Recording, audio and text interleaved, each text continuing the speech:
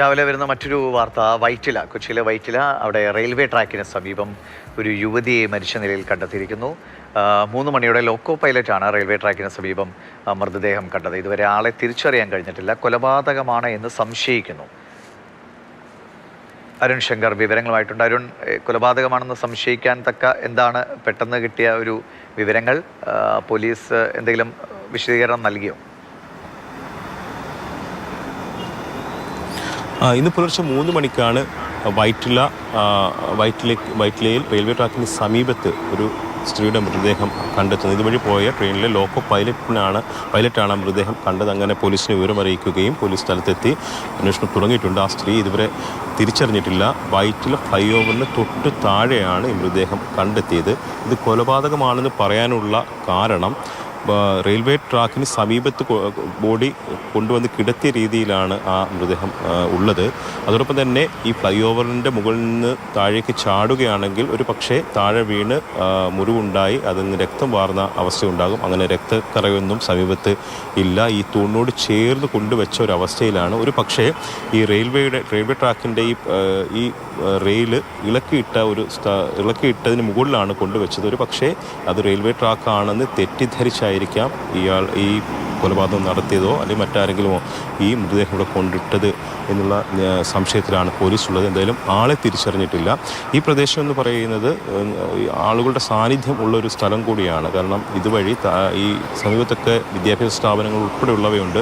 അവിടേക്ക് ഈ railway track cross ചെയ്ത് തന്നെ ആൾക്കാർ പോകാറുണ്ട്. അതോടൊപ്പം തന്നെ 12 മണിയായാൽ അർദ്ധരാത്രി 12 മണിയായാൽ പോലും ഈ സ്ഥലത്ത് യുവാക്കൾ വന്നിരിക്കാറുണ്ടെന്നും അതോടൊപ്പം തന്നെ നാട്ടുകാരായിട്ടുള്ള ആൾക്കാരൊക്കെ തന്നെ ഇതുവഴി കടന്നു പോകാറുണ്ടെന്നുമാണ് നമ്മളോട് സമീപവാസികൾ പറഞ്ഞിരിക്കുന്നത്. അപ്പോൾ എങ്ങനെ ഇവിടെ മൃതദേഹം കൊണ്ടിട്ടു എന്നുള്ളതൊരു ചോദ്യമാണ്. അത് ഏത് സമയത്താണ് കൊണ്ടിട്ടത്? എന്തായാലും ആളിനെ തിരിച്ചറിഞ്ഞാൽ മാത്രമേ അന്വേഷണം അവിടുത്തെ അടുത്തല്ലേ കെട്ടിടങ്ങളിലും വീടുകളിലും ഒക്കെ CCTV-കളൊക്കെ ഉണ്ടാവാനുള്ള സാധ്യതയുണ്ട്. വേഗത്തിലെങ്കിലും പോലീസിന് വേഗത്തിലൊരു വഴി തെളിഞ്ഞു കിട്ടുമെന്ന് തോന്നുന്നു അല്ലേ? തീർച്ചയായിട്ടും CCTV ദൃശ്യങ്ങൾ പരിശോധിക്കുമ്പോൾ തന്നെ ഇതിൻ്റെ പിന്നാമ്പുറം സംബന്ധിച്ച് വ്യക്തത ഉണ്ടാകുമെന്നുള്ള കാര്യം ഉറപ്പാണ്.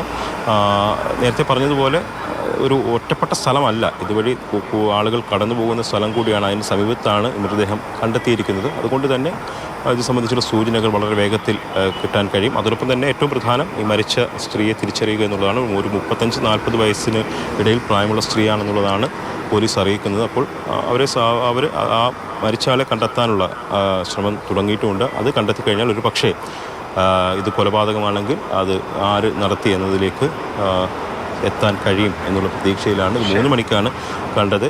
ഇപ്പോൾ പോലീസ് വന്ന് മറ്റ് നടപടിക്രമങ്ങളിലേക്ക് പോവുകയാണ്. ശരി, നമുക്ക് അവിടെ നിന്നുള്ളൊരു പ്രതികരണം കൂടി കാണാം.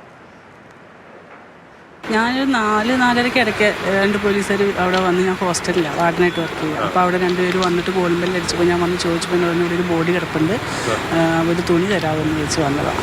അങ്ങനെയാണ് ഞാൻ അറിയുന്നത്. ഒരുപാട് വന്നിരിക്കാറുണ്ട്, വെളിച്ചവും കാര്യങ്ങളൊക്കെ ഉള്ളതാണ്. എപ്പോഴും ഇവിടെ ആൾക്കാരുണ്ടാവും. പിന്നെ ഇടയ്ക്ക് വന്ന ആൾക്കാർ കൂടിയിരുന്ന് സംസാരിക്കണമൊക്കെ കേൾക്കാം. അവിടെ കുറച്ചുകൂടി അപ്പുറത്തേക്ക് വരാൻ അവിടെ എപ്പോഴും ആൾക്കാർ ഇരിക്കുന്നൊക്കെ സ്ഥലമാണ്. നമുക്ക് രാത്രിയാണെന്നുള്ള ഒരു ഇതില്ല, നല്ല വെളിച്ചമൊക്കെ ഉള്ള സ്ഥലം. ഇവിടെ ലക്ഷ്യം ഇവിടെയാണ്. അവിടെ അങ്ങോട്ടുള്ള കുട്ടികൾ നമ്മുടെ അവിടെ ഹോസ്റ്റലിൽ ലക്ഷ്യയിൽ സ്റ്റുഡൻസ് ഉണ്ട്. അപ്പോൾ അവർ റെയിൽവേ ട്രാക്ക് ക്രോസ് ചെയ്ത് എപ്പോഴും പോകുന്നു. ഇപ്പോഴും അങ്ങോട്ടും ഇങ്ങോട്ടും ആൾക്കാർ